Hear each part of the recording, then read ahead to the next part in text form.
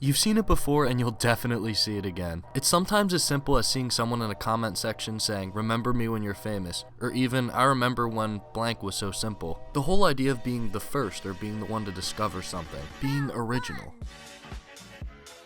Everyone wants to be the first, part of that group that discovered something. It takes shape in many forms, but recently, this debate has been centered around video games. So why does everybody care so much? Is it because people want everyone else to know that nobody was before them? Or is it for themselves, like a kind of trophy to display on their bedroom shelf? People don't typically do things simply for the sake of being early or being first. For example, I don't think you or I bought Minecraft in 2011 to claim that we were there from the start, watched a MrBeast video so we could say we were his first subscriber, or downloaded Fortnite in 2017 with the expectation of looking back on it years down the road and reminiscing about how you were one of the OGs. I think the need for people to want to claim this title comes more from a nostalgic standpoint rather than of like greed or bragging rights.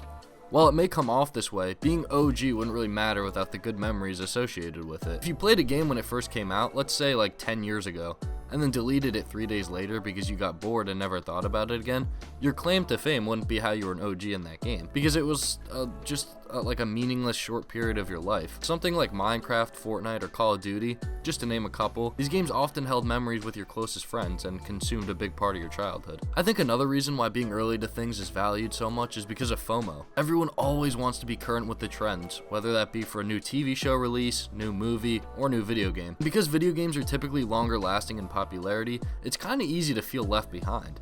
Like, think about back in the day, back in 2018 when all your friends were getting the battle pass, and if you were that one person that couldn't get it, you knew you couldn't be the one person that couldn't get it because everybody else was getting it. You couldn't be the one, like, default skin. It just didn't work that way. You see it everywhere. Those nostalgic videos and TikToks of getting your first Fortnite win, finding your first diamonds, all those edits of old YouTubers, and it's all because of these things, these OG things, are what we associate with our memories and the past. It seems like we live in a time where people care as much, if not more, about the way things used to be rather than how they will be. This is what I kind of like to call the nostalgia trap. Remember how simple Minecraft used to be? Limited resources, wonky terrain generation, discovering everything for the first time, or having to look up how to get your first solo win, how everyone hid in bushes, sky-based, and barely knew how to build in Fortnite. Let's just say, for instance, your favorite TV show started off amazing season 1.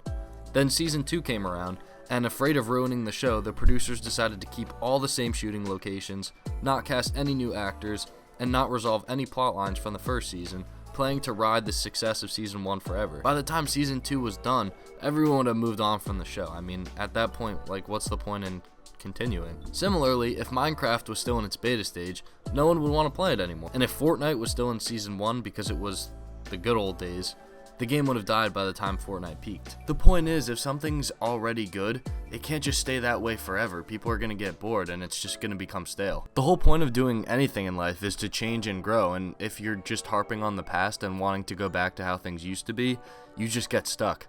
A lot of the time, we associate these times with simplicity.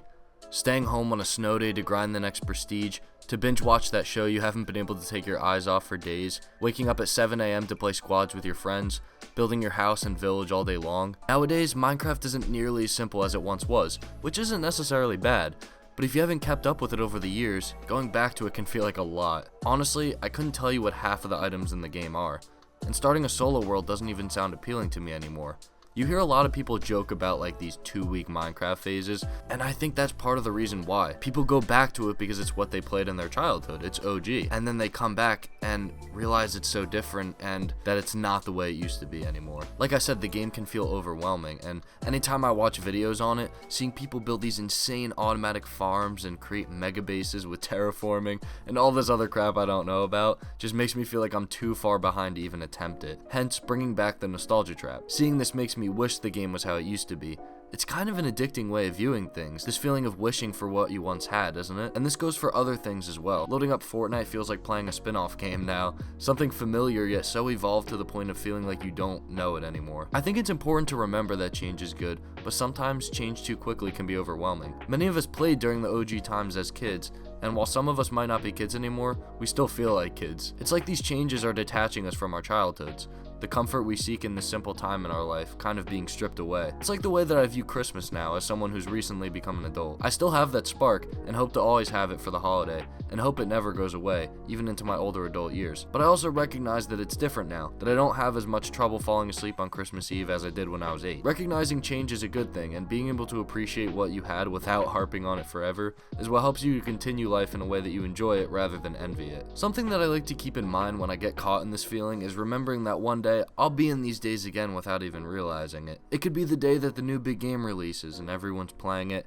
and I started up and realized I probably won't have this much fun playing a game ever again, because that's the same feeling I had with the other games. Or even a small moment where I'm in my room and remember I'll be thinking how simple these times are when I'm in the real world. Getting swept up in the nostalgia tide can be fun, but swimming in it when the tide is high can be dangerous. Trying new games, picking up a new activity, and trying new things in general are great ways to explore the new things the world has to offer, rather than suffering in your own thoughts about how good things used to be. So next time, try playing that story-driven game rather than the sandbox or FPS game you're used to. Do something not because it's trending, but because it's really interesting to you, and you'll probably find yourself enjoying it a hell of a lot more than confining yourself to what you're used to. Thank you guys so much for watching. This is kind of my first time making one of these videos where I just kind of, talk and explain my thoughts on things. If I should make more, let me know, and I would definitely want to. I really liked making this type of video, and I'll see you guys in the next video.